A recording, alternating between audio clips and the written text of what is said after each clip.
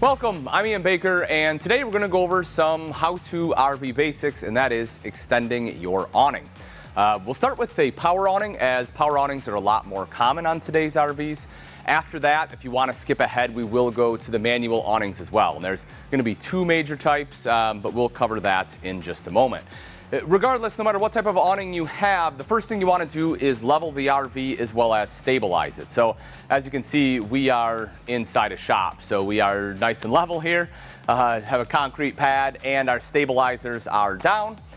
And so with the power awning, next thing you want to do is actually head inside to find where this switch is located. All right, so on this particular RV, you will see my switch located right here on the inside wall. Now, ideally, you want to be able to shut the door and have a spotter outside. The reason being, sometimes the awning arm is located pretty close to the door, and if you have your door open, it can cause damage. I have it shut enough, and seeing as how I don't have a spotter, I'm just going to kind of have 1 foot out the door and watch the awning myself. But all you have to do is simply push the extend button. You're going to hold that down and watch the power awning roll out. Again, you want to make sure there's not any obstruction. So that's why it's good to be outside. I mean, half of my vision here is blocked. I don't know if there's going to be a tree there. Obviously not inside a bay, but if you're out camping, it could be a problem. Now, when we extend the awning, to know if it's fully extended, what you're actually going to do is extend it just far enough until you can see the barrel, is what they call it, of the awning, which is the end of the awning the material wraps around. A lot of times there will be a little flap as well, and that flap will hang down once that barrel is exposed. You don't want to keep holding it down too far past that, because what will actually happen is that it will start to flip the awning and it will actually start to roll back up in on itself. Not only is that going to be bad because now your controls are reversed, but also, it's not going to sit the way it should, and you're going to have a big pocket where everything's going to collect, and it can cause damage to your awning. It's just not a situation that you want to get in. So make sure that once it is fully extended, you stop, and then to retract it, same steps, right? We're just going to make sure that you don't hit anything.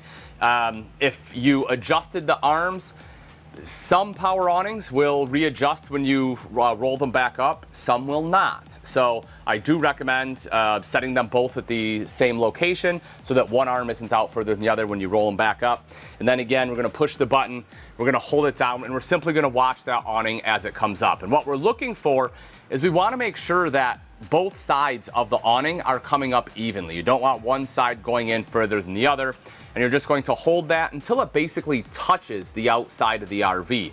Once it touches, you release the button. You don't want to continue to hold it down. If you continue to hold it down for an extended period of time, you can certainly cause damage to your power awning motors, and again, that's just not something you want to have happen. Manual awnings, on the other hand, unfortunately require a little more work. It is a lot easier if you have two people, but it is doable solo. Now, this one will be a little bit different than what you may have, simply because I have a center support due to the size of the awning, so that will add one more step, but for the most part, it is going to be pretty similar. So the biggest difference here is I'm going to loosen this to drop that center support and allow my awning to come out.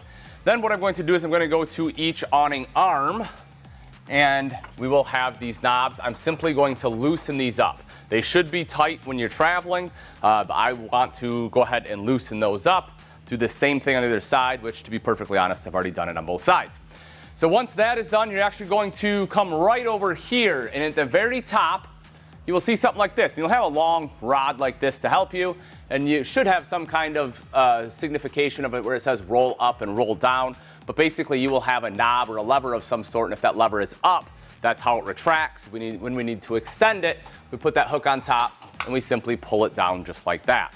So with those loose and that in the extend position, I will then come right over here and find this guy, and we're going to simply pull. Just like so. And because we are in an extend position, that should lock it in place like that. Then what you'll want to do, once you have it to the desired length, you want to, it normally we'll pull it out all the way, but once it is at your desired length, what you'll want to do is actually come over to the side like this. You'll have a handle. You're going to put that handle in a push position.